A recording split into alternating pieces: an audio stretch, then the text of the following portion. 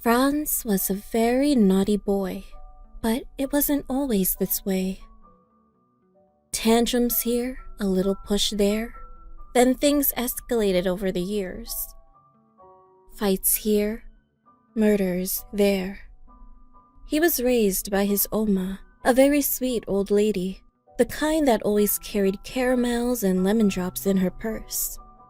But you see, his parents weren't nice people and got in trouble with the law, till they were caught, thrown in jail, and executed for their crimes. Franz was still a toddler when he lost his parents, right before Christmas. Staring out the window, watching the snow fall to the ground, and realizing over time that they were never coming home. That he wasn't getting a train set on Christmas morning, like his father had promised. This changed him, the longing, the constant heartbreak of feeling abandoned, and something inside of him snapped. His Oma was shocked one morning when she found dead birds and mice under his bed. But what gave her a fright was seeing him play with the corpses as if they were toys. She immediately pried them out of his little hands and scolded him. Franz started screaming and crying. He didn't want to let go of his little friends. So he bit his Oma, breaking flesh and giggling to himself in satisfaction. At that moment, she knew he was indeed his father's son, an exact replica of the monster she had let into the world. Franz's Oma worked hard to make enough money to buy him real toys for Christmas each year. She told him tales of the half-demon, half-goat Krampus in hopes of helping him choose good over evil. That Santa only gifted good children with toys. The bad kids all go to Krampus, who will kidnap and eat them. It worked. Franz didn't want to be eaten. All was well with the world. Franz was well behaved, and the two of them lived a happy life together. Until Franz started kindergarten. The children didn't like Franz. They found the boy creepy and off-putting. Something about him wasn't right. So they ignored him, and once again, Franz's biggest fears and insecurities came rolling back. The feeling of being alone. Peter, a boy twice his size, bullied him for being a scrawny little kid. He would call Franz weird and steal his snacks. As much as this angered Franz, he would let it go because he wanted to listen to his Oma and be a good kid for Santa. When Franz went home, he would cry to his Oma while telling her about the kids in school, how they all play together and leave him out. That it made him want to do bad things to them. But his Oma would immediately calm him down by reminding him about Santa and Krampus, that if he behaved and was a good student, Santa would give him a new race car for Christmas. But if he listened to that inner voice that told him to do bad things, Krampus would visit him instead, and his gift would be far worse than a lump of coal. Krampus would kidnap him during the night and take him away from her forever. And once again, it worked like a charm. Franz promised to try to be good. On the day before Christmas, Franz went to school, eager for the day to be over, so that he could unwrap presents and eat cookies. During playtime, Franz noticed that Peter was standing in front of his cubby and going through his bag. He was eating his snacks. Franz told Peter to stop and warned him about Krampus, that the demon doesn't like kids who steal, but the boy didn't listen. Peter started laughing at Franz, saying that Krampus wasn't real, that it was a tale parents told their naughty children to get them to behave. But that there was no hope in Franz, because he was rotten to the core, just like his dead parents, and that his Oma probably hated him for being so creepy. Franz started crying out of frustration. while Peter laughed at him and ate his cookies. So Franz pushed Peter to the floor and started stomping on him. And he wouldn't stop. Franz was sent home that afternoon and Peter to the hospital.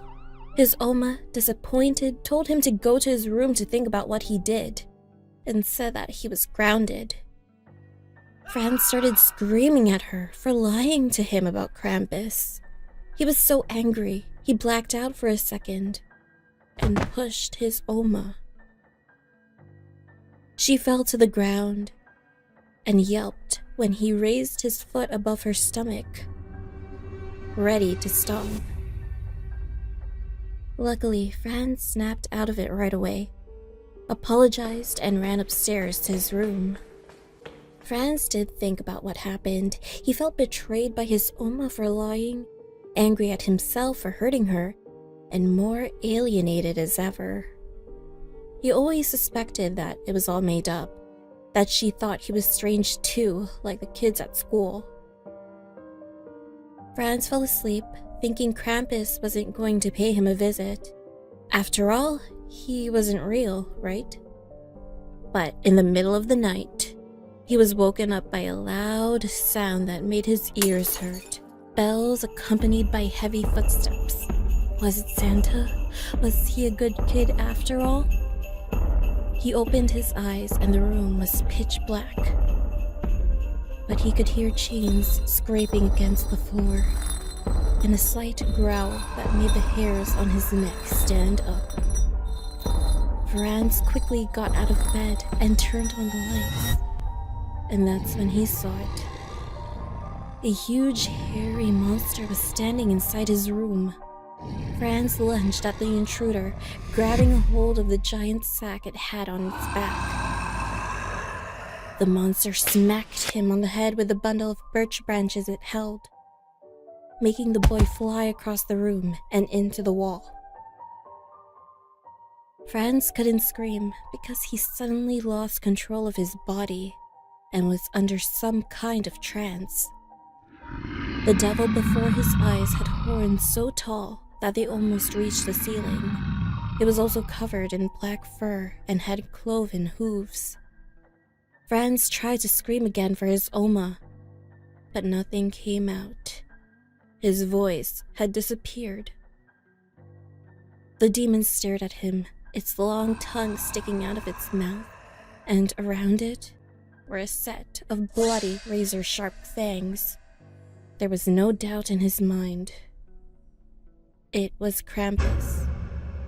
Franz froze at the sight of its demonic red eyes. The demon goat started walking towards him till it was just a few inches away from his face and could feel hot breath on his skin.